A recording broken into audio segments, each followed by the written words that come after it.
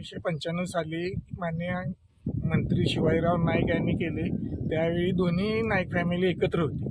त्यानंतर 2009 साली माननीय आमदार मानसिंगराव नाईक हे निवडून आले आणि त्यांनी सुद्धा ह्या योजनेसाठी भरीव निधी उपलब्ध करून दिला.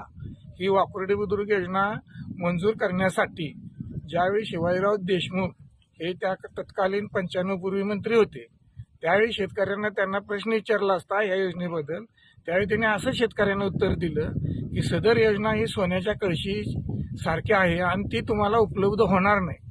ही अशी देशमुखांची मंडळी होती. पण त्यानंतर माननीय मानसिंगराव नाईक, त्या तत्कालीन विश्वास कारखाने चेअरमन फतेशिंगराव आप्पा, शिवाजीराव नाईक ह्या साहेबांनी अथक प्रयत्न करून ह्या आमच्या वाकुर्डी बुद्रुक योजनेला मंजुरी घेऊन प्रत्यक्षात आता पाणी उपलब्ध करून दिले. ह्या पाण्यापासून जवळजवळ पेठ नाक्यापर्यंत आता ही योजना कार्यान्वित झाल्या. त्यामुळे 45,000 एकराला ह्या योजनेतून पाणी उपलब्ध झालंय.